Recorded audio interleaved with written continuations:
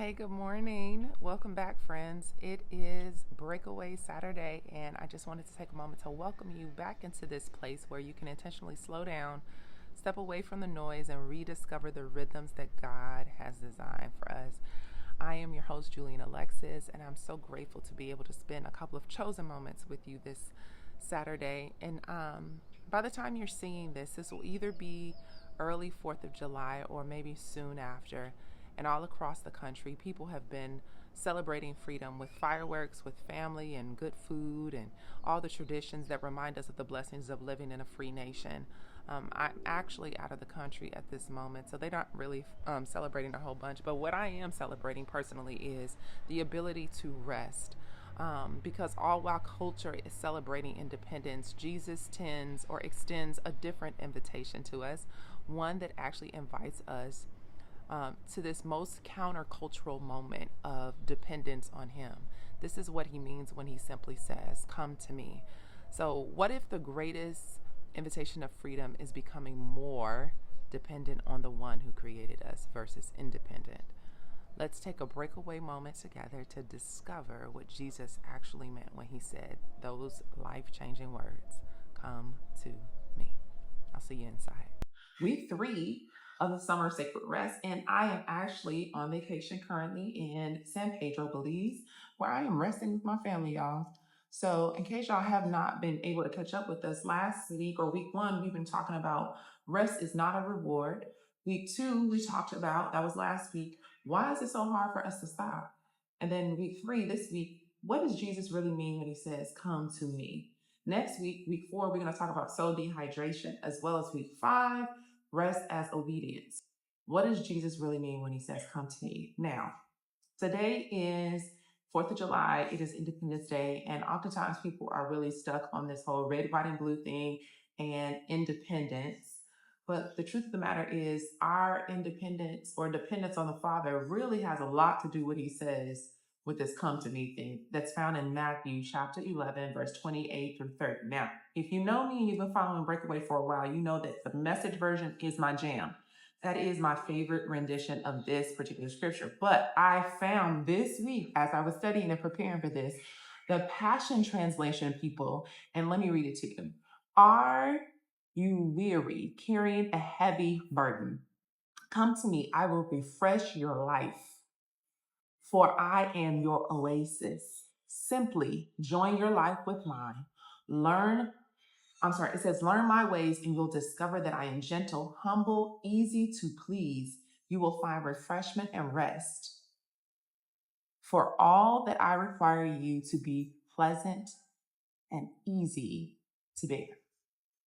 Well, let me just say this to you. That makes coming to the Father so much more easy because you understand that there isn't a long laundry list of to-dos that must be accomplished before He gives you rest, which is great. That leads us to our conversation about Independence Day. So, across America, you guys are celebrating fireworks, flags, and family. And I wonder if along the line, some of us have actually been celebrating our independence quietly, like self-sufficiency. We've actually learned to depend on our calendars, our careers, our productivity, our phones, our own strength. But yet Jesus is asking us to do something very, very different. He's saying, actually, forget all of that. Come to me. Not after you figure it out, not after you've worked harder, not after you've become more efficient, simply alone, nothing else added to it. Come to me. The big idea here that many of us hear this invitation and then we just assume that this is another spiritual to-do list, another task. But it isn't. It's an open invitation for you to stop carrying something you were never meant to carry. In the Greek, the word come means not just to come towards someone. It means drawing near. It means attaching yourself or placing yourself under someone else's care. And Jesus isn't just asking us to add Him to our already overloaded schedules. He's actually asking us to exchange our entire way of living, our entire way of thinking for His. Okay, so let's connect that to today's culture.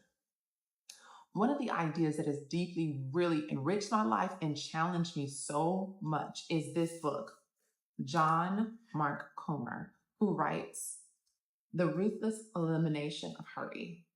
He talks about human history and the way that people have typically lived within the rhythms that God has created in creation, right?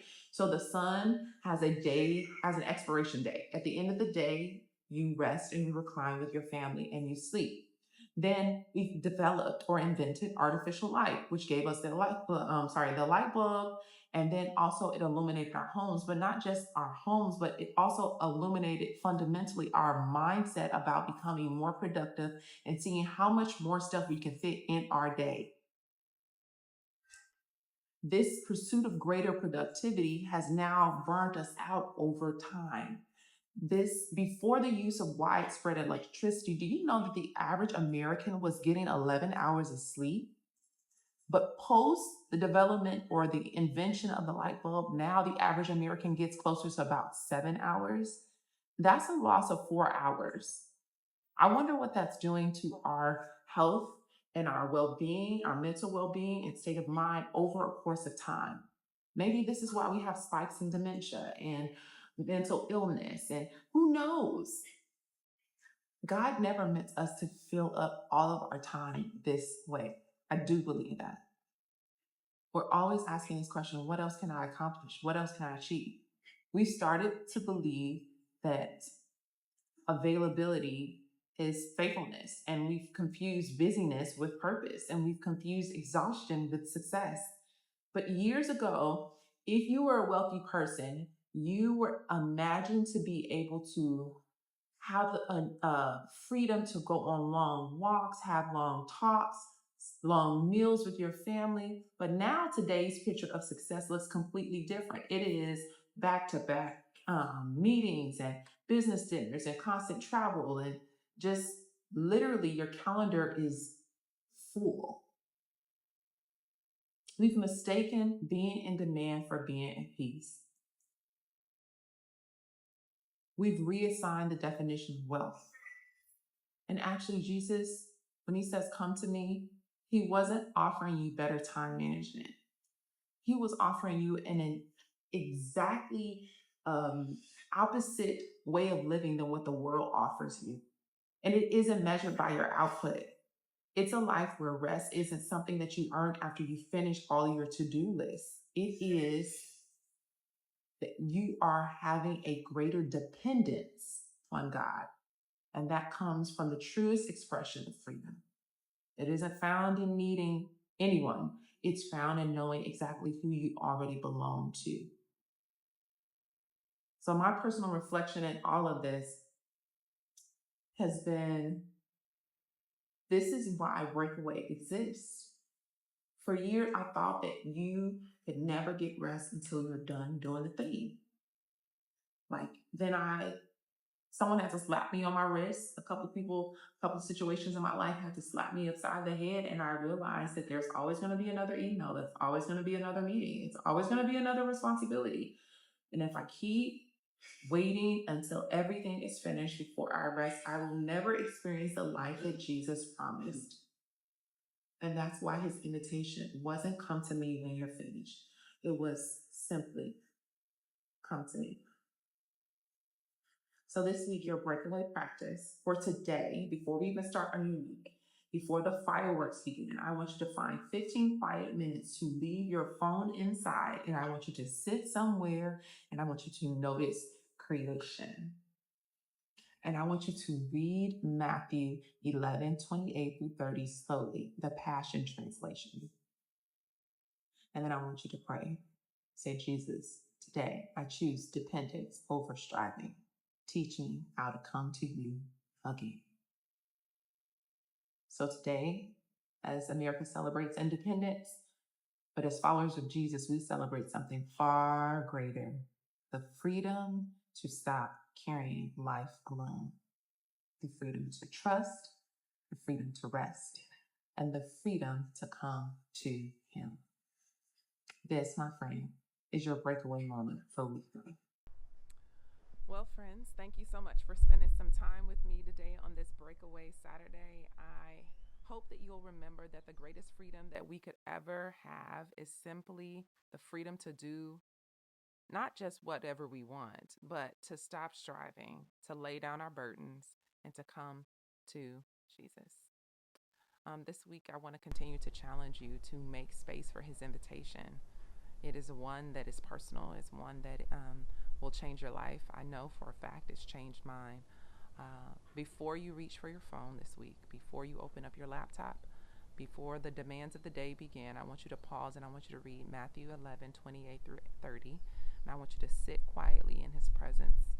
You owe him a little time. He's worthy of it.